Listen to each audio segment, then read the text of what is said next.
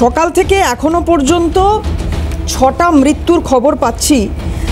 আর এই মৃত্যুর খবরগুলো এসআইআর আবহে হওয়া নতুন মাত্রা দিচ্ছে বই কি বাংলার রাজনৈতিক মানচিত্রে।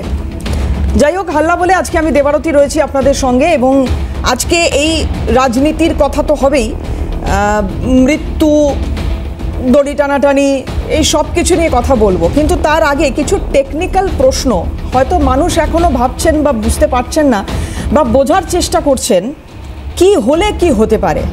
এসআইআর কেন প্রয়োজন, মোটের ওপর এই মুহূর্তে গোটা ভারতবর্ষের হয়তো 70% বা 80% মানুষ বুঝেছেন, কিন্তু কিভাবে হবে না হলে, মানে ওই যে ওই 2002-এর ভোটার তালিকায় নাম না থাকলে কি হবে, কোথায় যেতে হবে, কি করতে হবে, এইগুলো কিছু কনফিউশন এখনও হয়তো সাধারণ মানুষের আছে, আমারও আছে। আর তাই আমার প্রশ্ন বা আপনাদের প্রশ্ন, বলা ভালো আপনাদের কণ্ঠস্বর যদি এই মুহূর্তে আমি হয়ে উঠতে পারি, আমি সৌভাগ্যবতী নিজেকে মনে করব, এবং সেই জায়গা থেকে কিছু প্রশ্ন আজকে আমার বিশেষ অতিথি তার কাছে আমি রাখার চেষ্টা করব। তার আগে একটু জানিয়ে রাখি, আজকে এখনও অবধি আমাদের আলোচনার টেবিলে যারা যোগদান করেছেন তাদের পরিচয়, তাদের সঙ্গে আলাপ করাই। বিশিষ্ট আইনজীবী প্রিয়াঙ্কা ভট্টাচার্য রয়েছেন, প্রিয়াঙ্কাদিকে স্বাগত জানাবো অনুষ্ঠানে। রয়েছেন বিজেপি মুখপাত্র অরিজিৎ বক্সি, অরিজিৎ দাকেও স্বাগত জানাবো। একে একে অন্যান্য গেস্ট যারা রয়েছেন তারা আসবেন, কথা বলবো তাদের সঙ্গেও। আচ্ছা, সন্দীপাদি ইতিমধ্যে যোগদান করেছেন, সন্দীপা চক্রবর্তী কংগ্রেস মুখপাত্র। সন্দীপাদি বাইরে থেকে রয়েছেন আজকে। সন্দীপাদি, আপনাকেও স্বাগত জানাই। আমি আসবো রাজনীতির প্রশ্ন, রাজনীতির কথা তো হবেই, কিন্তু আমি যেটা একদম শুরুতে বলছিলাম যে কিছু প্রশ্ন এখনও সাধারণ মানুষকে হয়তো ভাবাচ্ছে, আমিও ভাবছি। তো দেখা যাক সেই প্রশ্নের উত্তরগুলো প্রিয়াঙ্কাদির কাছ থেকে একটু নেওয়ার চেষ্টা করব। প্রিয়াঙ্কাদি, যেটা প্রথমে জানতে চাইবো আপনার কাছে, সুপ্রিম কোর্ট আধারকে সংযুক্ত করতে বলছে, মানে মানুষের মধ্যে তো অনেক কিছু নিয়ে বিভ্রান্তি রয়েছে, রাজনৈতিক দলগুলো নিজের মতো করে হয়তো মানুষকে বোঝাচ্ছে, কিন্তু আমি আইনের ছাত্রী হিসেবে আপনার কাছ থেকে যেটা জানতে চাইছি, এই সুপ্রিম কোর্ট আধার কার্ডকে সংযুক্ত করতে বলছে, তাহলে আধার কার্ড দেখেই তো ভোটার তালিকায় নাম তোলা যাচ্ছে না। বিষয়টা হচ্ছে, আমি একটু বলি, এই যে এসআইআর প্রসিডিওরটা, এটা এখন আমাদের ওয়েস্ট বেঙ্গলের একটা বার্নিং টপিক, এবং এটা মোটামুটি এখন সবাই জানে কম বেশি যে কিভাবে কি হচ্ছে না হচ্ছে। তো এসআইআর প্রসিডিওরটা কিন্তু নতুন নয়, এটা 1951 সাল থেকে চলছে, 8 বার হয়ে গেছে, এবং লাস্ট হয়েছে 2002-তে, মানে 21 বছর আগে। তো হঠাৎ করে এটা নিয়ে এত মাতামাতি কেন? আমরা যদি চিফ ইলেকশন কমিশনের যে প্রেস কনফারেন্সটা হয়েছিল ওটা যদি আমরা লক্ষ্য করি, তাহলে আমরা দেখব ওনারা কিছু পয়েন্টস বলছেন যে কেন এসআইআরটা আমাদের দরকার। তার মধ্যে কি প্রথম হচ্ছে, ধরুন কারণ মাইগ্রেশন হয়ে গেছে, কেউ হয়তো কোনো ফরেনার হয়তো লিস্টে রয়ে গেছে, কোনো মানুষ মারা গেছে, কোনো কারণ বা অকারণ যাই বলুন, তার নামটা বাদ যায়নি, এবং দেখা যাচ্ছে একটা মানুষের দুটো জায়গায় ভোটার নাম, তার একটা অফিসিয়াল অ্যাড্রেস এবং তার একটা হোম টাউনে। তো এই যে সংশোধনগুলো, এগুলো ইলেকশন কমিশনকে সবসময় ফেস করতে হয়। এই সংশোধনগুলোর জন্যই কিন্তু এই এসআইআরটা এবার এইরকম একটা আকার ধারণ করেছে।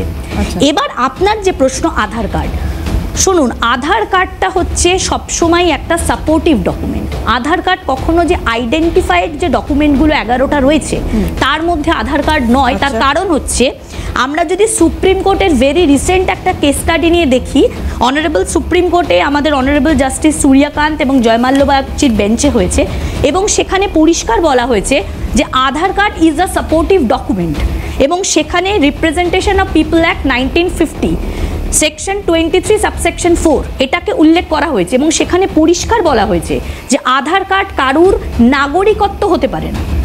আধার কার্ডটা ইজ আ সাপোর্টিভ ডকুমেন্ট। তো সেখানে পরিষ্কার এটা বোঝাই যাচ্ছে যে কখনো আধার কার্ডটা দিয়ে আপনি একটা নাগরিক হয়ে গেলেন, এটা হবে না। তার কারণ হচ্ছে, একটা লোকের 5টা আধার কার্ড আছে, এরকমও দেখা যায়, একটা লোকের বিভিন্ন অ্যাড্রেসে 5টা আধার কার্ড আছে। তো সেই কারণে আধার কার্ডটাকে কখনোই আমরা সেই জায়গাটা ধরবো না। It is a totally supportive document, not mandatory or identified document. আচ্ছা, তাহলে এখানে আপনি যখন এই মানে এটা খুব গুরুত্বপূর্ণ একটা প্রসঙ্গ বলছেন, আমি তাহলে এখানে একটা বিষয় একটু জানতে চাই। এই যে নাগরিকত্ব নিয়ে কথা হচ্ছে, এবং রাজনৈতিক দলগুলো এটা বলার চেষ্টা করছে যে এসআইআর দ্বারা নাগরিকত্বের মানে প্রমাণ আসে না বা সামনে আসে না। নির্বাচন কমিশন যদি সেটার চেষ্টা করে থাকে, সেটা তাদের এখতিয়ারে পড়ে না।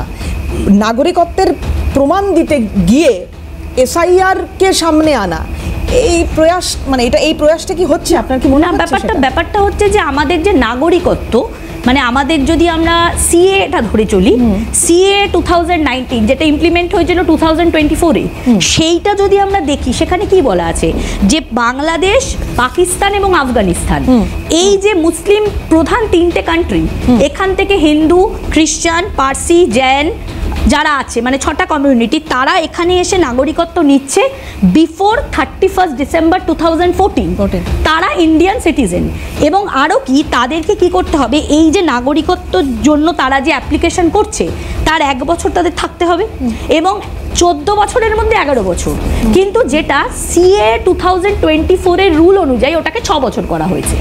এবং এটাতে এখানে ক্রিটিসিজম হয়েছে, সে ক্রিটিসিজমটা হচ্ছে মুসলিম কমিউনিটি বলছে ওদের আর্টিকেল 14 এবং সেকুলারিজমটা ভায়োলেট হচ্ছে।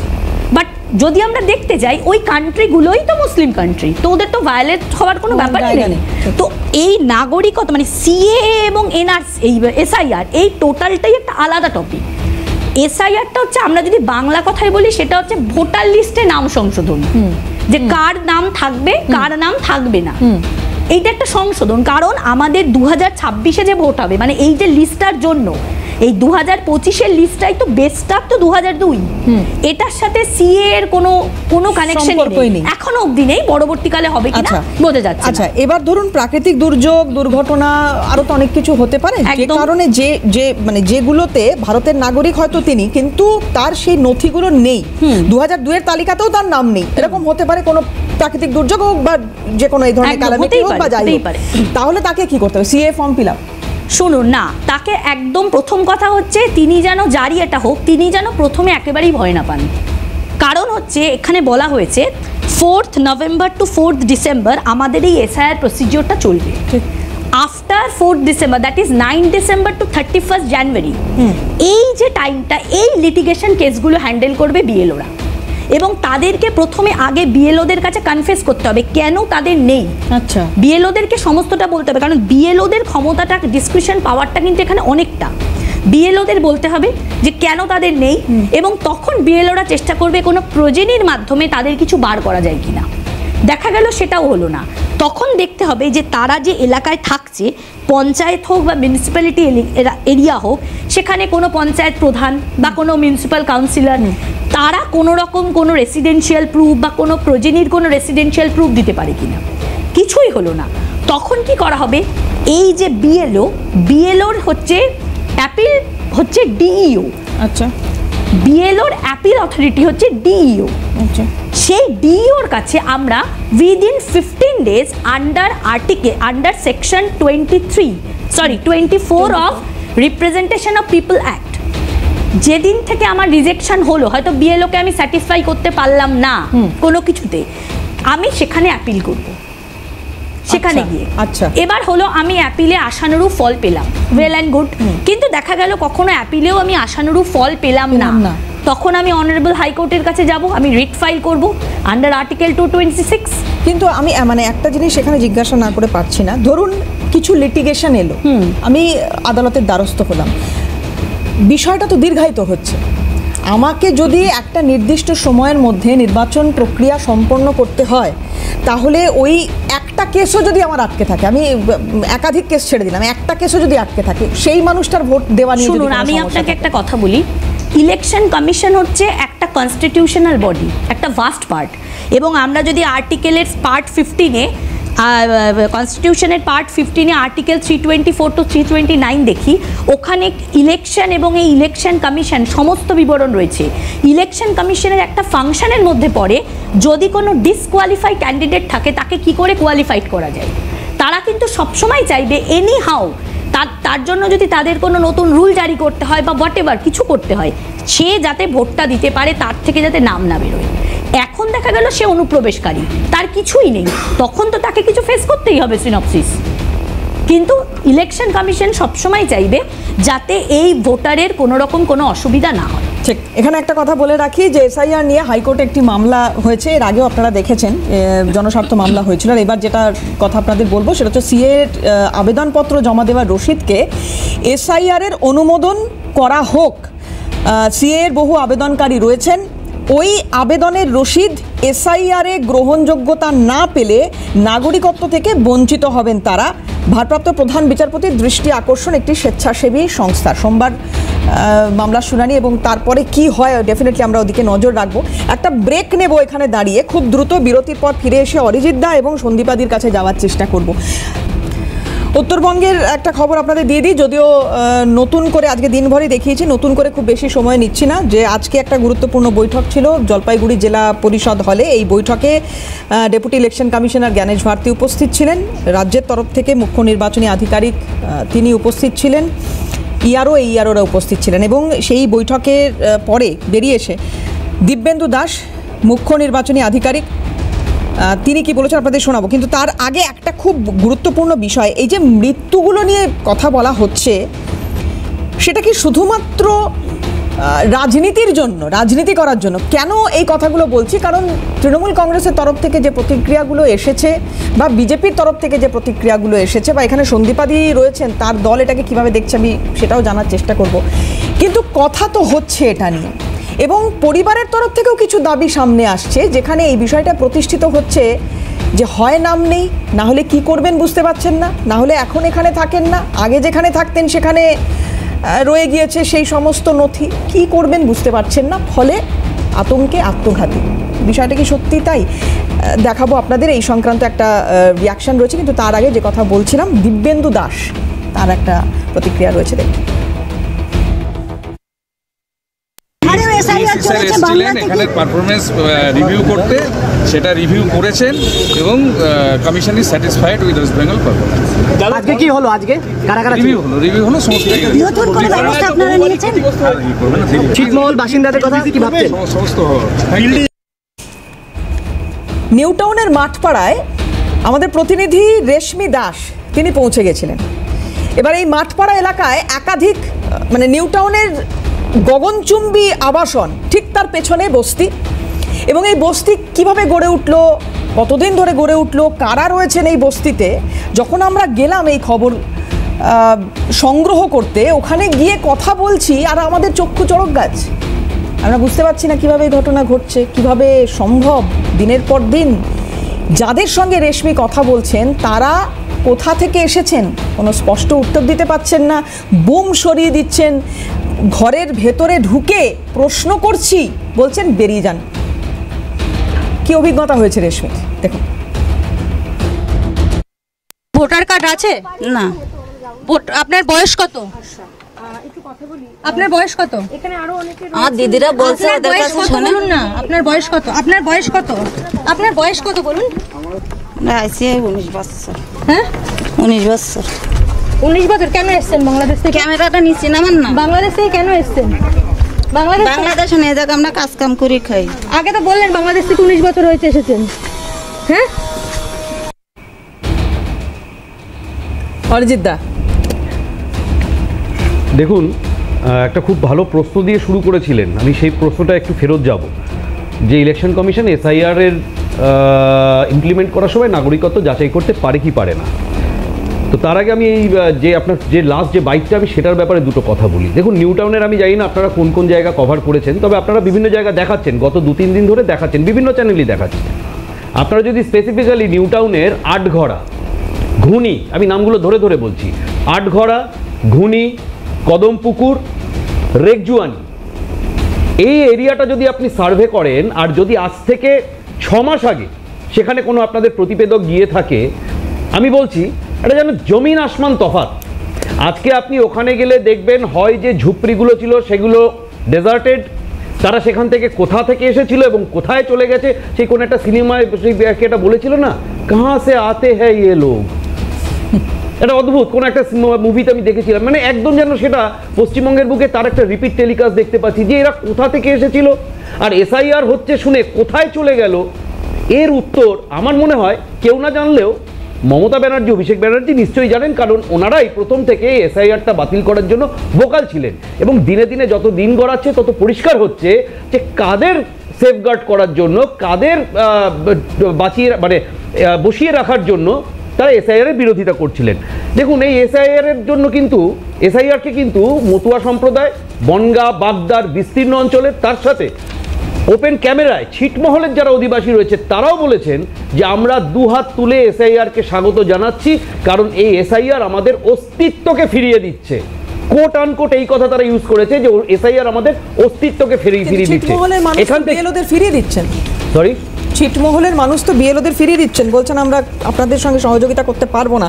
এবং আজকে আরও একটা খবর এরকম আসছে অরিজিৎ দা, সেটা হচ্ছে যে ছিটমহলে যারা মহিলারা রয়েছেন তারা বলছেন যে তাদের অন্যত্র বিয়ে হয়েছে, মানে ছিটমহলের এরকম মহিলারা রয়েছেন প্রায় ১৫০০, সেই সংখ্যাটা ২০০২-এর ভোটার তালিকা তাদের নাম নেই। আসলে কি বিষয়টা হচ্ছে কি, দোষটা আমাদের রাজনৈতিক সিস্টেমের। আপনি দুদিন আগেই দেখছিলেন যে ছিটমহলের যখন বিভিন্ন লোককে ধরে ধরে বাইট নেওয়া হচ্ছিল, তারা বলছিল যে আমরা এসআইআরকে স্বাগত জানাচ্ছি, কিন্তু আমাদের শাসক দল প্রতিদিন খুব প্ল্যানফুলি যেভাবে এই এসআইআর নিয়ে অযথা আতঙ্ক ছড়াচ্ছে, তাতে কিছু লোক সন্দিহান হয়ে পড়তেই পারে। এখানে আপনার প্রথম প্রশ্নটায় আমি যাই যে ইলেকশন কমিশন কি নাগরিকত্ব যাচাই করতে পারে? আমি যদি বলি যে ইলেকটোরাল রোল তৈরি করার সময় ইলেকশন কমিশনের সেই অথরিটি আছে, কিভাবে আছে? দিদিভাই বলছিলেন আমাদের অ্যাডভোকেট ম্যাডাম, আমি সংবিধানে to be vested in an election commission, the superintendence direction and control of preparation of the electoral rolls for and the conduct of all election to parliament and to the legislature of every state and of election to the offices of president and vice president held under this constitution shall be vested in a commission। অর্থাৎ article 324 খুব স্পষ্ট করে বলে দিল যে এটা election কমিশনের সাংবিধানিক দায়িত্ব ইলেকশনকে প্রপার ওয়েতে কন্ডাক্ট করা। এবার তার সাথে আপনাকে খুব ছোট্ট করে আর্টিকেল 326টার প্রথম 4টে লাইন পড়ে নিতে হবে। কি বলছে? The election to the House of the People and to the Legislative Assembly of every state shall be on the basis of adult suffrage, that is to say, every person, খুব গুরুত্বপূর্ণ, every person who is a citizen of India and who is not less than the 18 years of age on such date as may be fixed in that behalf by or under any law made by the appropriate legislature and is not otherwise disqualified under this constitution shall be entitled to be registered as a voter at any such election। আমরা যদি এই দুটো আর্টিকেলের দুটো অনুচ্ছেদকে একসাথে পড়ি, এখানে কোনো রকম কোনো বিরক্তি বা কোনো সন্দেহ থাকার কথা নয় যে ইলেকশন কমিশনের উপর যে সাংবিধানিক ম্যান্ডেট রয়েছে সেটা হলো ইলেকশনকে প্রপারলি কন্ডাক্ট করা, এবং এই প্রপারলি ইলেকশন কন্ডাক্ট করার জন্য তার উপর যেটা দায়িত্ব রয়েছে যে কোনো ভারতীয় নাগরিক যিনি মেজরিটি অ্যাটেন্ড করেছেন এবং যিনি ল দ্বারা অন্য কোনোভাবে প্রহিবিটেড নন, তিনি যেন অবশ্যই ভোটাধিকার পান। তার মানে এক্সক্লুসিভ রাইট ভারতের নির্বাচনে কাস্টিং করার কার রয়েছে? ভারতীয় নাগরিকদের। তাহলে কি ইনটার্ন এটা চলে এলো না যে ইলেকশন কমিশন যাদেরকে অ্যালাউ করবে ভোট দিতে তারা ভারতীয় নাগরিক কিনা সেই সততা দেখে নেওয়ার দায়িত্ব ইলেকশন কমিশনের উপর বর্তায়। তো ইলেকশন কমিশন এসআইআর এর মাধ্যমে নাগরিকত্ব যাচাই করুক না করুক, অন্তত এই অধিকারটা তো তার 100% রয়েছে যে কোন রকম নাগরিক নয় যিনি, তিনি যাতে কোনোভাবে ভারতবর্ষের ইলেকটোরাল রোলে পার্ট না নিতে পারে। তাহলে এই সততা যখন ইলেকশন কমিশন দেখাতে চাইছে বা তাদের যে কর্তব্য ভূমিকা সেটা তারা সঠিকভাবে পালন করতে চাইছে, তখন ইলেকশন কমিশনের বিরুদ্ধে ভোট চুরির মারাত্মক অভিযোগ উঠছে। রাহুল গান্ধী করেছেন। সন্দীপাদি? হ্যাঁ, অভিযোগ তো প্রমাণিত, অভিযোগ প্রমাণিত কেননা ভারতীয় জনতা পার্টি আজকের দিনে আমার মনে হয় যে ব্রাজিল জনতা পার্টি হয়ে যাচ্ছে ধীরে ধীরে। এবার বলে না যে make in India, make in India, made in India, made in India থেকে ধীরে ধীরে made in Brazil, made in অমুক, মেড ইন তমুক হয়ে যাচ্ছে। রাহুল গান্ধীজি চোখে আঙুল দিয়ে সবাইকে দেখিয়ে দিয়েছেন একজন স্বনামধন্য ব্রাজিলিয়ান মডেল, এবং সেই ব্রাজিলিয়ান মডেল উনি ইনস্টাগ্রাম বা কোথাও একটা সোশ্যাল মিডিয়াতে উনি বলেছেন যে ওনার ছবি ব্যবহার করে ভারতের মতো একটি দেশে, উপমহাদেশে ভারত ব্যবহার করে কিভাবে এখানে ভোটিং কাস্ট করা হচ্ছে। হরিয়ানাতে কি হয়েছে সেটা রাহুল গান্ধী দেখিয়ে দিয়েছেন, মহারাষ্ট্রে দেখিয়ে দিয়েছেন, কর্ণাটকে দেখিয়ে দিয়েছেন। হ্যাঁ, সেসব দিক থেকেও যদি আরো কয়েকটা জিনিস আমরা ওইটাকে নিয়ে চলি, যে একটা কথা আছে দেবারতী দেবী, যে অচল ঘড়ি আর দিশাহীন গরু, এই দুটোর কোনো গ্যারান্টি নেই, ঠিক আছে? এই দুটো কোনো কাজের হয় না। তো আমরা এখানে বিজেপি মানে ব্রাজিল জনতা পার্টিকে বলছি না, ব্রাজিল জনতা পার্টি যেভাবে ইলেকশন কমিশনার হয়ে ব্যাটিং করছে তাতে মনে হচ্ছে যে পরবর্তীতে আরেকটা বিশ্বকাপ হয়তো আমাদের দেশে আসতে চলেছে। Election commission versus election commission, যদি এরকম কিছু মানে ইন্টারন্যাশনাল যদি কোনো খেলা হয় আর কি, ইলেকশন গণেশ কুমারকে গিয়ে ব্যাটিং করতে হবে না, গণেশ কুমারের বদলে ব্রাজিলিয়ান জনতা পার্টি গিয়ে ব্যাটিংটা করে দিয়ে আসবে আর বলবেন ইলেকশন কমিশন জিতে গেছে। সন্দীপাদি, এইখানে আমি একটা কথা একটু উল্লেখ করতে চাইবো যে আপনারা কি এটা ধরেই নিচ্ছেন বা বক্তব্য যখন শুরু করছেন তখন কি এটা ধরেই নিচ্ছেন যে ইলেকশন কমিশন বিজেপির হয়ে কাজ করছে? সরাসরি যে ধরনের অভিযোগগুলো আপনারা করছেন, কেন একটা স্বয়ংক্রিয় একটা সংস্থা, একটা টোটালি সেপারেট বডি, কেন তাদের সঙ্গে মিলিয়ে দেওয়ার চেষ্টা করছেন বা এই সরাসরি অভিযোগগুলো কেন আনছেন? একটা ন্যাশনাল পার্টি তার সঙ্গে মিলিয়ে দেওয়ার এই চেষ্টা, সাধারণ মানুষ কিভাবে দেখবে এটাকে? হ্যাঁ, আমাকে যদি একটু সময় দেন তাহলে বলে দিচ্ছি। এই যে একটা কথা আছে অনুপ্রবেশকারী 2023 সালে এখানে আইনজীবীও বসে আছেন, উনি তো আমার থেকে আরো ভালো করে জিনিসগুলো জানবেন, ডাটাগুলো। 2023 সালের 12ই ডিসেম্বর বিজেপি সরকারকে তথা কেন্দ্রীয় সরকারকে সুপ্রিম কোর্ট থেকে জিজ্ঞাসা করা হয়েছিল যে ভারতে অনুপ্রবেশকারী কতজন আছে। সুপ্রিম কোর্ট বলেছিল জানে না, মানে বিজেপি সরকার বলেছিল জানে না, ডেটা নেই। প্রথম কথা, 2020 থেকে 2025 অব্দি কতজন অনুপ্রবেশকারী কোন দেশ থেকে এসে ঢুকেছে, মানে ঘুষপেটিয়া এসে ঢুকেছে, তার কোনো রকম কোনো তথ্য বিজেপি সরকারের কাছে নেই। আচ্ছা, এবার গেল বিহার ইলেকশন হলো, বিহারে কতজন লোক বাদ পড়লো এসআইআর থেকে? 43 লক্ষ লোক বাদ পড়লো চূড়ান্ত ভোটার তালিকায়, খসড়া তালিকার কথা বলছি না। সেখানে অনুপ্রবেশকারী কতজন বেরিয়েছে? সে 43 লাখের মধ্যে 315 জন। সেখানে মুসলিম কতজন? 78 জন। হিন্দু কতজন? 237 জন।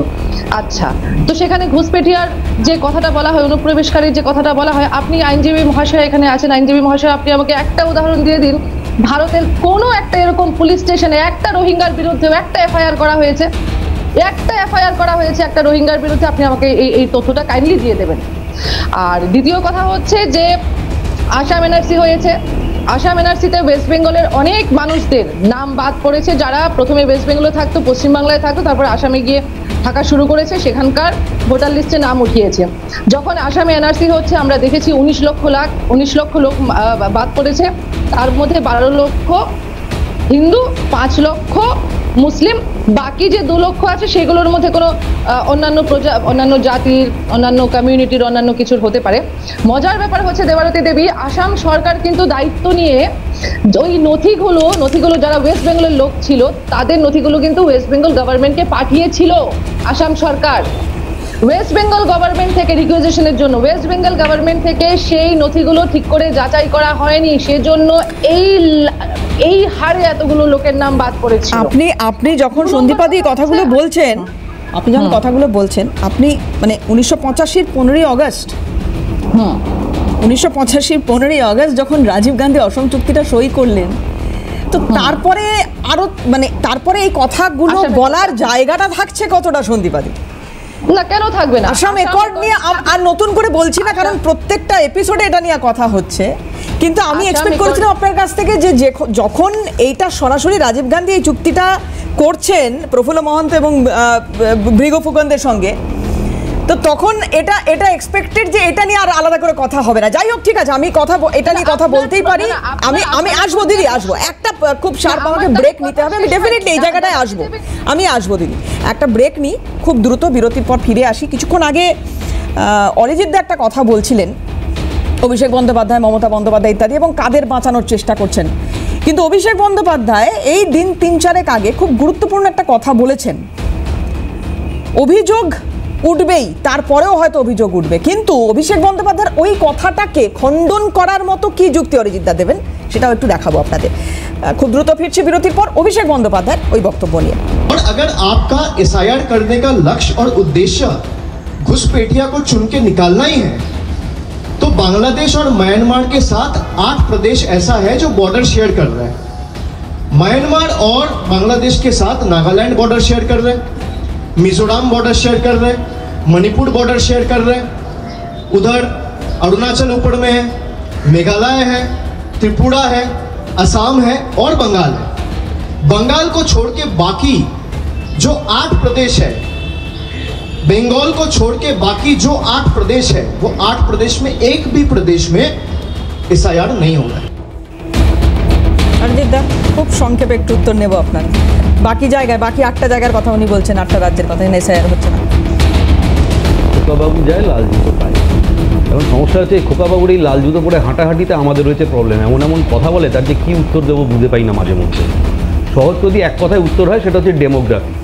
সবই জানে, জেনে বুঝে কায়দা করে ক্যামেরার সামনে ডায়লগ মারতে হবে বলে।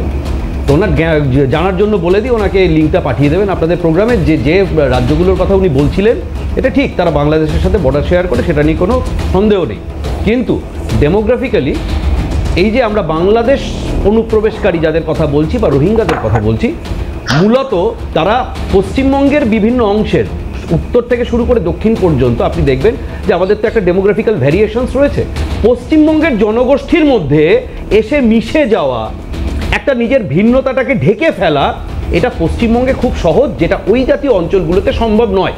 প্রথম কারণ একটা শারীরিক একটা ডিফারেন্স, দ্বিতীয় কারণ পপুলেশনের ডেন্সিটি ওখানে যথেষ্ট লো।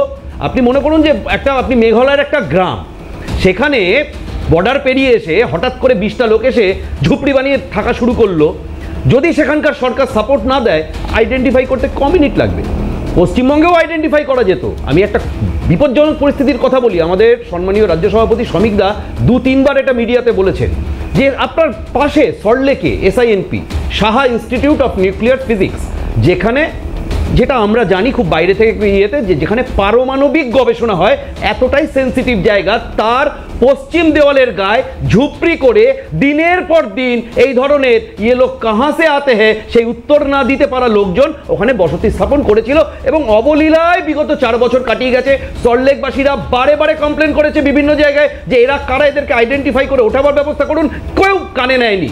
আজকে সেখানে গিয়ে দেখুন ঝুপড়ি খালি, कहाँ से आए थे और कहाँ चला गया কেউ জানে না। তাহলে জানে কে? জানে অভিষেক ব্যানার্জি, যিনি তাদের হয়ে গলা ফাটাচ্ছেন। আর একটা বোকা বোকা কথা, শুধু অনুপ্রবেশকারীর কথা বলছেন। কে বলেছে শুধু এসআইআর অনুপ্রবেশকারীদের তাড়াবার জন্য?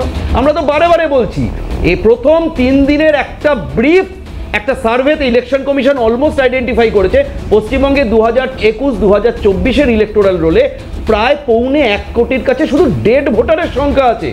আমরা তো শুধু অনুপ্রবেশকারী, মানে ইলেকশন কমিশন তো অনুপ্রবেশকারীর কথা বলেনি, শুধু dead voter, fake voter, false voter, migrated voter. সেই হিসেবটা থেকেই কি ওই 1,20,00,000 হিসেবটা শুভেন্দু অধিকারী? যদি সেটা হয় সেটা কি খুব অন্যায় হবে? কারণ আমার মনে হয় না কেউ বুকে হাত দিয়ে বলবে যে তিনি রাজনৈতিক ব্যক্তিত্ব হিসাবে চান ইলেকটোরাল রোলে ডেড ভোটারদের নাম থাকুক। সেটা তো খুব স্বাভাবিক ব্যাপার। যিনি জীবিত নন, স্বর্গীয় দ্বিজেন রায়ের মতো বিকেল 4:30-এর পরে তিনি যাতে ভোট না দিতে পারেন, এটাই তো এক রাজনৈতিক এবং সামাজিকভাবে কাম্য। এবং রাজনৈতিক দল হিসেবে আমি জানি না, আমি প্রিয়াঙ্কাদির কাছে আসবো এবং এই কোনো রাজনৈতিক দল এসআইআর প্রক্রিয়া আটকে দিতে পারে কিনা আমি একটু জানার চেষ্টা করবো দিদির কাছ থেকে। কিন্তু তার আগে সন্দীপাদির কাছে খুব ছোট করে একটা বিষয় জানতে চাইবো। সন্দীপাদি, আপনারাও তো এই কথাগুলো বলেছেন, একাধিক নির্বাচনে বিভিন্ন অভিযোগ উঠেছে এই রাজ্যের বুকে, বিরোধী রাজনৈতিক দল হিসেবে বিজেপি হোক, আপনারা হোক, বামেরা হোক, এই অভিযোগ তুলেছেন, দীর্ঘদিন ধরে এই অভিযোগ তুলেছেন যে এরা কারা যারা ভোট দিয়ে গেল। এখন তাহলে এসআইআর এর প্রয়োজনীয়তাটা অনুভব করছেন আপনারাও নিশ্চয়ই একইভাবে? একদম, আমরা তো বারবার বলছি এসআইআর এর বিরোধী আমরা নই এখানে, কিন্তু এসআইআর এর নামের কোনো বৈধ ভোটার যেন বাদ না যায়। এই যে বিজেপির ওরা বলছে যে কাহা সে আতে হ্যাঁ ये लोग, এই কাহা সে আতে হ্যাঁ ये लोग, দেবারতী দেবী না আপনি জানেন না আমি জানি, অরিজিৎ বাবু তাহলে জানে না, বিজেপি পার্টি জানে না, কারা জানতো? ওরা কোত্থেকে এলো? ওরা মৃত হতে পারে, ওরা বর্ডার ক্রস করে আসতে পারে। যদি বর্ডার ক্রস করে আসে তাহলে কিভাবে এলো? চড়ুই পাখি হয়ে উড়ে চলে এলো? শালিক পাখি হয়ে বাংলাদেশ ক্রস করে, নেপাল ক্রস করে উড়ে চলে এলো? সেই ডাটাটা নেই, প্রথম কথা। দ্বিতীয় কথা হচ্ছে যে ডেফিনেটলি তৃণমূলের যে ছাপ্পা ভোট প্রক্রিয়া, সেই ছাপ্পা ভোট প্রক্রিয়াতে এসআইআর এ অনেক ধানলি ধরা পড়বে, ওদের যা ঢপের কীর্তন আছে সেগুলো ধরা পড়বে মাননীয়ার এবং রাজকুমারের। তো সেগুলো থেকে চোখ ঘোরাবার জন্য ওরা বারবার একটা আতঙ্ক সৃষ্টি করছে। আমাদের কথা হচ্ছে যদি অতই দম থাকে এসআইআর আটকাবার জন্য, যদি সদিচ্ছে থাকতো, তাহলে তামিলনাড়ুর মুখ্যমন্ত্রী স্ট্যালিনের মতো কোর্টে গেলেন না কেন? মাননীয়া কোর্টে গেলেন না কেন যে এসআইআর প্রক্রিয়া হতে পারবে না? আপনি বলছেন এসআইআর হতে দেব না, আপনি মহামিছিল করছেন, আবার 3 বছর আগে এনপিআর করিয়ে দিচ্ছেন, এনপিআর করিয়ে রাজ্য থেকে লিস্ট পাঠিয়ে দিচ্ছেন কেন্দ্র থেকে শংসাপত্র চলে আসছে নবান্নের 14 তলায়, আর আপনি এখানে ঢপের কীর্তন করছেন, মহামিছিল বের করছেন, ইভেন্ট ম্যানেজমেন্ট করছেন। মানুষের জীবন, মানুষের জীবিকা, মানুষের সম্পত্তি, মানুষের কিন্তু তৃণমূল কংগ্রেসের তো ওটাই দাবি সন্দীপাদি, যেটা আপনি বলছেন, একজনও বৈধ ভোটারের নাম যেন বাদ না যায়। হ্যাঁ, তো তৃণমূল কংগ্রেস তো সেটাই, গাছেরও খাবে তলারও কুড়োবে। তৃণমূল বলবে যে চোরকে বলবে চুরি করো, গৃহস্থকে বলবে সজাগ থাকো। তো এরকম দোগলা পার্টি যারা কিনা জালি পার্টি, সর্বভারতীয় নাম নিয়ে জালিগিরি করে, সেখানে তো রীতিমতো জ্ঞানেশ কুমারদের মতো যারা নির্বাচন আধিকারিকরা আছেন, এই 3 মাসের মাথায় 2002-তে যখন হয়েছিল এসআইআর, তখন 2 বছর ধরে হয়েছিল। যখন 2002-এ হয়েছিল, আজকের দিনে মাত্র 30 দিন সময় পাবে। এই খসড়া ভোটার তালিকা, চূড়ান্ত ভোটার তালিকার মধ্যে মাত্র 1 মাস সময় পাবে লোকেরা, যাদের নামটা খসড়া তালিকা থেকে বাদ গেছে, তাদের ওই চূড়ান্ত ভোটার তালিকায় নাম ওঠাবার জন্য যা যা নথি আছে সেগুলো দিয়ে। আইনজীবী মহাশয়া বলছেন কোর্টে যাবে। আইনজীবী মহাশয়া প্রান্তিক মানুষরা যারা আছে, যারা কম পড়াশোনা করেছে, তাদের কাছে আর্টিকেল, সেকশন এগুলো খায় না মাথায় দিয়ে, ওনারা কিছু বোঝেন না সেটা। ওনারা জানেন যে 2002-এর তালিকায় আমার নাম আছে কিনা। আশ্চর্যজনকভাবে 2002 আর 2025 এই দুখানা তালিকা ধরা হচ্ছে। তার মানে মাঝখানের যে তালিকাগুলো আছে, মাঝখানের যে ভোটগুলো হয়েছে, সেগুলো কি অবৈধ ভোট? সেই তালিকাগুলো কি অবৈধ তালিকা? বেশ, আমি উত্তর নেব, অরিজিৎ দাও রয়েছেন, অরিজিতের কাছ থেকে আসবো, কিন্তু তার আগে প্রিয়াঙ্কা দিয়ে আমার দুটো প্রশ্ন আপনার কাছে। এক, কিছুক্ষণ আগে যেটা বলছিলাম যে ভোটার তালিকায় যদি মানে কোনো রাজনৈতিক দল যদি এসআইআর প্রক্রিয়া চায় কি আটকে দিতে পারে? একটু আগে সন্দীপাদি বলছিলেন যে তামিলনাড়ুর মুখ্যমন্ত্রীর মতো কেন কোর্টে গেলেন না, এসআইআর মানে এই হয় এসআইআর এর সরাসরি বিরোধিতা, আর না হলে কোনো বৈধ ভোটারের নাম যাতে বাদ না যায়। এক, সেটা করা যায় কিনা। এখানে যেটা দ্বিতীয় খুব স্বাভাবিকভাবে জুড়ে যাচ্ছে, সুপ্রিম কোর্টে এসআইআর আটকানো হয়নি, হাইকোর্টে মামলা হয়েছে। কলকাতার, আমি রাজ্যের নিরিখে বলছি, হাইকোর্টে মামলা হয়েছে। সম্ভব কি কোনোভাবে এসআইআর কোনো রাজনৈতিক দলের পক্ষে বা আইনের দ্বারা সম্ভব এসআইআর আটকে দেওয়া? আমি প্রথমে যেটা বলতে চাইছি, আমরা এখন এমন একটা রাজ্যে বাস করছি যেটা আমি মানে সবসময় দেখতে পাচ্ছি, বিগত কয়েক বছরেও দেখতে পাচ্ছি, কোনো কিছু হলে এটাকে এতভাবে ইনফ্লুয়েন্স করা হচ্ছে এবং মানুষের মধ্যে একটা ভয় সৃষ্টি করা হচ্ছে। কারণ ভয়টা এমনই একটা অস্ত্র, ভয় দেখিয়ে অনেক কিছু করা যায়। তো সেই ভয়টা সৃষ্টি করা হচ্ছে মানুষের মধ্যে। কোনো পলিটিক্যাল পার্টির কোনো রাইটই নেই এটাকে বন্ধ করানোর। সেই কারণে তারাও কোথাও না কোথাও একটা ভয় পাচ্ছে। দেখুন, আমি ব্যক্তিগতভাবে কোনো পার্টি করি না, আমি খুব একটা পছন্দও করি না, কিন্তু আমি এইটুকু বুঝতে পারছি যে ইলেকশন কমিশন একটা ক্ষমতার, একটা কনস্টিটিউশনাল বডি, তার একটা ক্ষমতা আছে। পলিটিক্যাল পার্টিদের তো সেটা নেই। তাদের শুধুমাত্র মানুষের মধ্যে ভয়, সন্ত্রাস এইগুলো সৃষ্টি করারই একটা প্রবণতা, মানে হয় ভয় সৃষ্টি করা, নয় পাশে থাকার বার্তা। হ্যাঁ, এবং হচ্ছে আপনি আরেকটা দেখুন, প্রত্যেক দিন আমরা ফেসবুক খুললে, টিভি খুললে, নিউজ চ্যানেলে কোথাও না কোথাও, অরিজিৎ দাও এক্ষুনি বলছিলেন মারা যাচ্ছে বা কিছু ঘটনা ঘটছে। এটা আদেও কি এসআইআর এর জন্য? সেটা কি আমরা কখনো যাচাই করেছি? হয়তো অন্য কোনো অ্যাঙ্গেলে হয়তো মানুষটা সুইসাইড করেছে, বা তার হয়তো পারিবারিক কারণ, অর্থনৈতিক কারণ, কিন্তু আমরা ওটাকে এসআইআর বলেই চালাবো। এইটা কেন হচ্ছে? এটাও তো একটা বড় প্রশ্ন। আর আপনি যেটা বললেন সুপ্রিম কোর্টে যে মামলাটা চলছে, যেটা চ্যালেঞ্জ করা হয়েছে, যতক্ষণ সুপ্রিম কোর্টে এটা বিচারাধীন, এটার যতক্ষণ অবধি একটা পুরোপুরি জাজমেন্ট না আসছে, ততক্ষণ অবধি ওটা এখন বিচারাধীনই থাকবে, আমরা কিছু করতে পারছি না। কিন্তু হাইকোর্টে যেটা করা হয়েছে, দুটো মামলা করা হয়েছে। একটা হচ্ছে যে এই যে কোনো যেন আনওয়ান্টেড ভোটার না হয়, এবং যারা বৈধ ভোটার আছে তারা যেন ঠিকঠাক মতো ভোটটা পায়। এবং আমাদের পরবর্তী শুনানি আছে 19 নভেম্বর আমাদের ভারপ্রাপ্ত প্রধান বিচারপতি সুজয় পালের বেঞ্চে, এবং সেখানে আমরা মানে এবার যদি দেখা যায় যে এমন কিছু নথি এলো, সেখানে হচ্ছে হাইকোর্টের কোনো ডিসক্রিশনারি পাওয়ার আছে, সে কোনো পেশ করতে পারে, সে কোনো জাজমেন্ট পেশ করতে পারে, সেটা পরবর্তী। কিন্তু যেখানে সুপ্রিম কোর্টে আমাদের মামলাটা চলছে, সেখানে এখনো অবধি সেই মামলাটাও প্রসিজিওর চলছে, এবং হাইকোর্টেও মামলাগুলো প্রসিজিওর চলছে। তো এখন বিষয়টা হচ্ছে, আমার একটা প্রশ্ন যেটা সবসময়, মানে এটা আমি সবসময় দেখছি, এই এসআইআরটাকে পলিটিক্যাল অ্যাঙ্গেলে কেন নেওয়া হবে? এটা একটা বড় প্রশ্ন। কারণ এসআইআরটা হচ্ছে একটা সবার জন্য, এটা কোনো অনুপ্রবেশকারীকে তাড়ানো বা এই ধরনের এইগুলো নয়। এটা হচ্ছে যত আনওয়ান্টেড কোনো কিছু যেন না হয়, বৈধ লোক যেন এখান থেকে না বেরোয়। এখানে তো এত প্রশ্নই আসবে না, এটা তো একটা কনস্টিটিউশনাল ব্যাপার। এখানে এত পলিটিক্যাল লোকজন এত চিৎকার চেঁচামেচি করছে কেন, সেটাই একটা প্রশ্নের বিষয়, সেটাই একটা বড় প্রশ্ন। আরেকটা বিষয় একটু জানবো, সেটা হচ্ছে সন্দীপাদিও বলছিলেন যে একটা হিউজ মানে 2002 থেকে 2004 পর্যন্ত চলা একটা বিষয়, সেটাকে কি করে এত তাড়াতাড়ি করার প্রক্রিয়া। কিছুদিন আগে অভিষেক বন্দ্যোপাধ্যায় এরকম একটি অভিযোগ করেছিলেন যে 2 বছর যেটা করতে সময় লাগে, পুরো প্রসেসটার কথা উনি বলছেন, সেটা কি করে 2 মাসে সম্ভব। যদি 2 মাসে করতে হয়, যদি সেই তাড়াহুড়োটা আসে, কাজে ভুল হওয়ার সম্ভাবনা থাকে। দেখুন, কাজে ভুল হওয়ার সম্ভাবনা, যখন আমাদের ইলেকশন কমিশন একটা স্কেডিউল বানিয়ে দিয়েছে, পুরো একটা ডেটের একটা স্কেডিউল বানিয়ে দিয়েছে, কবে থেকে কবে অবধি প্রসিডিওরটা চলবে, এই এমুনারেশন প্রসিডিওরটা কতদিন চলবে, কখন ক্ল্যারিফিকেশন হবে, যাদের প্রবলেম হবে কিভাবে স্কুটিনি হবে, এবং কবে ফাইনাল যেটা রিপোর্ট সেটা বেরোবে। তো একটা প্রসিডিওর করেই দিয়েছে। তো এখন কে কি বললো না বললো সেই নিয়ে তো সব কিছু চলবে না। যেটা কনস্টিটিউশনাল রাইট, যেটা কনস্টিটিউশনে আছে, এইটাকে তো আমাদের মানতে হবে। না, কিন্তু এটা তো ঠিক যে 2 বছর যদি একটা প্রসেসের টাইম লেগেছে, আগে এটা হয়ে থাকে, তাহলে সেটা 2 মাসে করা মানে এটা চ্যালেঞ্জিং না বেশি, মানে এত তাড়াতাড়ি। আমি আসছি অরিজিতা, আসছি। হ্যাঁ, অবশ্যই চ্যালেঞ্জিং, কিন্তু ইলেকশন কমিশন যখন এটাকে ঠিক করেছে, তাহলে তো ইলেকশন কমিশন 2 বছরই চালাতে পারতো।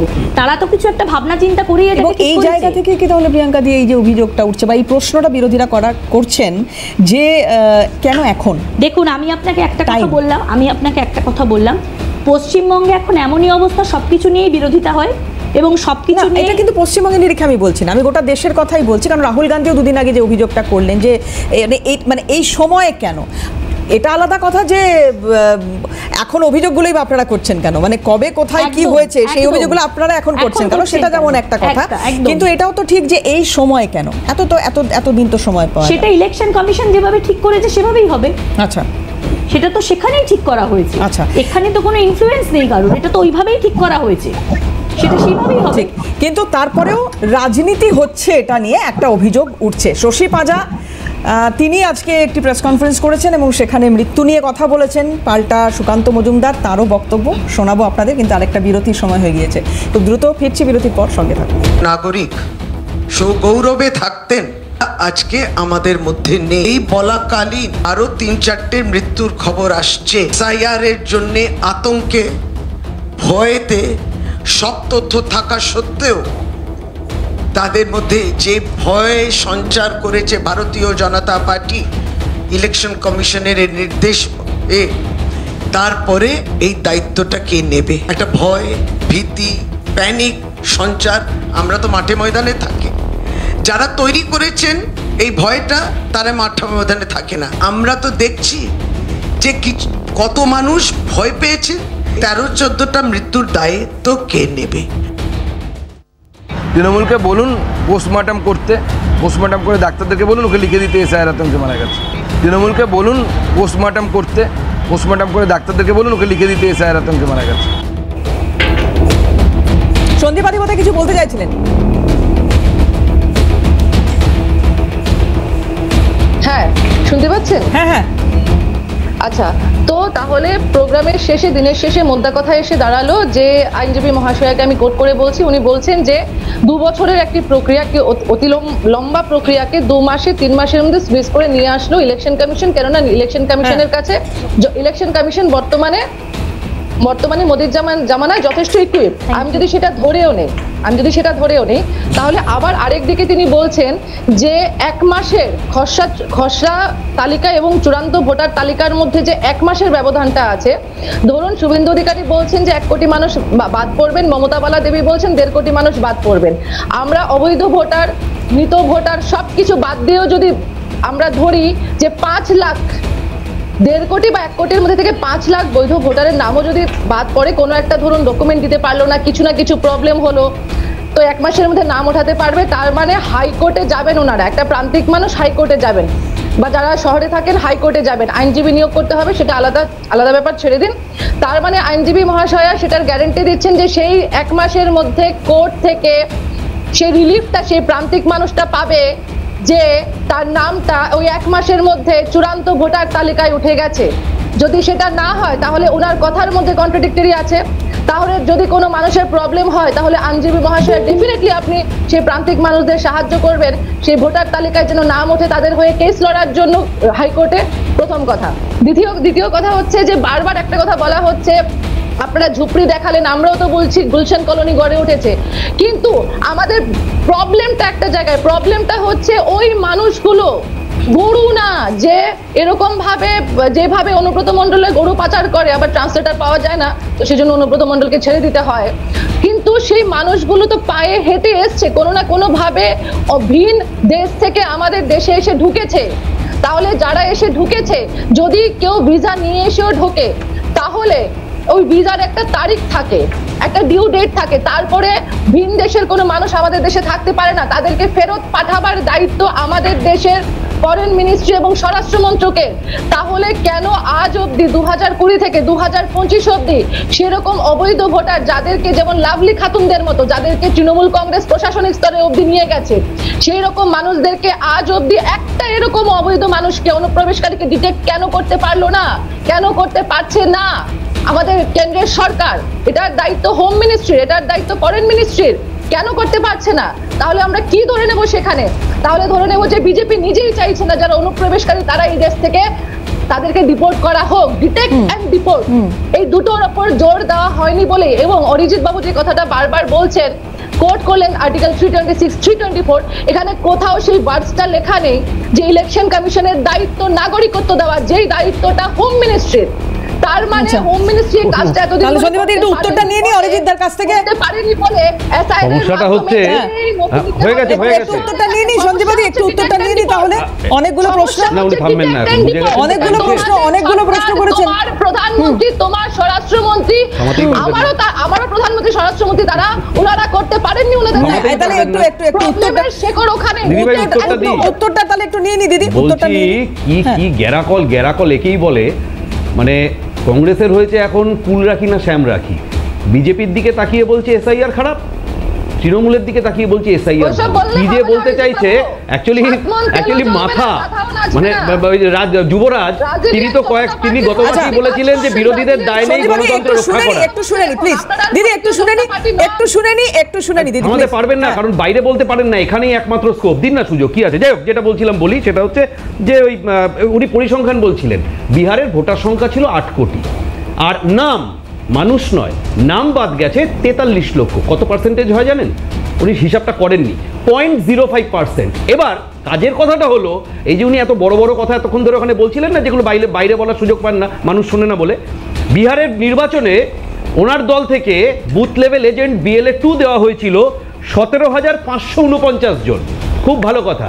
উনি এত যে কাঁদছেন এসআইআর এর এই হয়ে যাবে, সেই হয়ে যাবে, এই বাদ যাবে, তাহলে আপনার এই 17,549 জন BLA 2 একটা অ্যাপিল করতে পারলো না বিহারে, যে অমুক বৈধ ব্যক্তিটার নাম এসআইআর করে আপনি কেটে বাদ দিয়ে দিয়েছেন, তার নামটা ড্রাফট ইলেকটোরাল রোলে থাকা উচিত ছিল, আপনি অন্যায় করে বাদ দিয়েছেন। Not a single appeal, not a single application to ERO or DRO. সুতরাং পশ্চিমবঙ্গে বসে বসে এই ধরনের বড় বড় কথাবার্তা বলা যায়। এখানে কিন্তু একটা খুব বড় বিষয় রয়েছে, এখানে কিন্তু একটা বড় বিষয় রয়েছে। বিষয়টা কথা হবে, আলোচনা হবে। আপাতত আপনাকে অনেক ধন্যবাদ সন্দীপাদি, অনেক ধন্যবাদ। আমি আতঙ্কের বিষয়টা বলছি না, আমি আসবো আপনার কাছে আসবো দাদা, আপনার কাছে আসবো। একটা বিষয় ভোটার, মানে এটা যেহেতু খুব বেশি সময় আমার অনুষ্ঠানের বাকি নেই, আমি একটু প্রিয়াঙ্কাদির কাছে এটা জানতে চাই যে ভোটার তালিকায় ধরুন কোনো ব্যক্তির নাম উঠলো না, সেসব দিয়ে কি করবেন? ভোটার তালিকায় কোনো ব্যক্তির নাম উঠবে কিনা, প্রথম কথা তার কি নথি আছে সেটা দেখতে হবে। এবার যদি দেখা যায় যে তার কাছে এমন কোনো নথি নেই, মানে যে আইডেন্টিফাইড যে ডকুমেন্টগুলো নেই, তখন তাদের ওই একইভাবে বিএলআরওরই শরণাপন্ন হতে হবে। বিএলওদের শরণাপন্ন হতে এবং বিএলওদের মাধ্যমে যে প্রসিডিওর সেইটা তাকে ফলো করতে হবে। এবং যদি কোনোভাবে তার কিছু না হয়, তাহলে তো একেবারে শেষ তার হাইকোর্টে যেতেই হবে, তাকে রিট ফাইল করতেই হবে। আচ্ছা, কিন্তু নাম উঠবে না এরকম কোনো বিষয়টা নেই। তার কারণ হচ্ছে যদি না সে অনুপ্রবেশকারী বা তার এমন বৈধ ভোটার হয়, তার নাম উঠবেই। আমাদের সঙ্গে একদম মানে অনুষ্ঠানের একদম শেষ পর্যায়ে তন্ময় ঘোষ তৃণমূল মুখপাত্র যোগদান করেছেন। তন্ময়দা, পুরো অনুষ্ঠানে আপনাকে পাওয়ার যে ইচ্ছে আমাদের ইচ্ছেতেই রয়ে গেল। যাই হোক তন্ময়দা, খুব ছোট করে আপনার কাছ থেকে যেটা জানতে চাইবো, যে মানুষের কিছু বিভ্রান্তি এখনো রয়ে গেছে, সেটা কাটানোর চেষ্টা করছিলাম আমরা। এখানে আমাদের সঙ্গে দিদি রয়েছেন, প্রিয়াঙ্কা ভট্টাচার্য, বিশিষ্ট আইনজীবী। বারবার কোথাও একটা এই বিষয়টা সামনে আসছে যে মৃত্যু নিয়ে রাজনীতিটা বন্ধ হোক, কারণ এখানে এসআইআর এর আতঙ্কটা ছড়ানোর চেষ্টা হচ্ছে, যেটা প্রিয়াঙ্কা দিও বলছেন। আপনার কি মূল্যায়ন? খুব সংক্ষেপে দাদা। এই এসআইআর নিয়ে আতঙ্ক যারা তৈরি করেছে, আমরা দীর্ঘদিন ধরে একই কথা বলছি, এসআইআর এর সঙ্গে নাগরিকত্বকে জুড়েছে। আগেই টার্গেট দিয়ে দিচ্ছেন বিরোধী দলনেতা, 1,20,00,000 লোকের নাম বাদ যাবে। শান্তনু ঠাকুর বলছেন নাম বাদ গেলে কোনো চিন্তা নেই, নাম বাদ যাওয়ার পর আমি আবার সিএ করে নিয়ে এসে নাম জুড়ে দেবো। তো কনফিউশন কারা তৈরি করছে? এসআইআর করছে নির্বাচন কমিশন, কিন্তু বক্তব্য রাখছে বিজেপির নেতৃত্ব, যার ফলে এই আতঙ্কের পরিবেশ তৈরি হচ্ছে। গ্রামে গঞ্জে সমস্ত জায়গায় চিন্তায় মানুষ যে ডকুমেন্ট খুঁজে বেড়াচ্ছে। এই জঘন্যভাবে এটাকে রাজনৈতিক একটা পরিস্থিতি তৈরি করার সম্পূর্ণ দায় বিজেপি নেতৃত্ব। তারা এই জায়গায় তৈরি করে বাংলাকে অশান্ত করার প্রক্রিয়া চালাচ্ছে। বাংলার প্রত্যেকটা মানুষ যে আজকে চিন্তিত, তার দায় বিজেপি নেতৃত্ব। এতগুলো মানুষের জীবন চলে গেল, তারপরেও তারা কিন্তু একই হুমকি সুর রেখে যাচ্ছেন। এটা সত্যি চিন্তার এবং দুঃখজনক। গণতান্ত্রিক, পুরো সাংবিধানিক এবং গণতান্ত্রিক প্রক্রিয়াকে বিজেপি অস্বীকার করে তার মতো করে ব্যবহার করার চেষ্টা করছে নির্বাচন কমিশনকে। এটা সবাই চাই দাদা যে যারা বৈধ ভোটার তারাই ভোট দিক, মানে এটা নিয়ে এত কনফিউশন তৈরি হচ্ছে, মানে তৈরি করা হচ্ছে কি? প্রথম দিন থেকে তো তাই বলছি, কিন্তু তাহলে 1,20,00,000টা প্রথমে এলো থেকে? 1,20,00,000 এই কথাটা এলো থেকে? আমরা তো বলিনি। উনি কি করে জানলেন? বিজেপির একজন সংসদীয় দলের বিরোধী দলনেতা, দায়িত্বশীল পদে আছেন, তিনি প্রথমে শোনেন 2005-এ আপনার সুপ্রিমো যিনি বলেছিলেন যে 70 লক্ষের বেশি অনুপ্রবেশকারী পশ্চিমবঙ্গের বুকে ঢুকে গেছে, আপনি শোনেননি সেটা? নিজের নেত্রীর কথা শোনেননি আপনি? বাইকটা চালিয়ে দেখাবো। হচ্ছে মানুষের ওপর এই চাপ তৈরি কেন হচ্ছে? মানুষের ওপর এই চাপ তৈরি করার জন্যই আজকের এই পরিস্থিতি, সার্বিক এই পরিস্থিতি দায় তাদের। বেশ, আজকের সময় শেষ করতে হবে আমাকে এখানে অনুষ্ঠান, এবং যদি সত্যি তন্ময়দাকে এখানে পেতাম আমরা সুবিধা হতো, কারণ আলোচনাটা আরো একটু দীর্ঘায়িত আলোচনা অরিজিৎ দার সময় নিয়ে দিতে পারছি না। ধন্যবাদ প্রত্যেককে সময় দেওয়ার জন্য, এবং আপনারা যারা আমাদের সঙ্গে ছিলেন আপনাদেরও ধন্যবাদ। শেষ করছি, অন্যান্য খবরের জন্য চোখ থাকুন।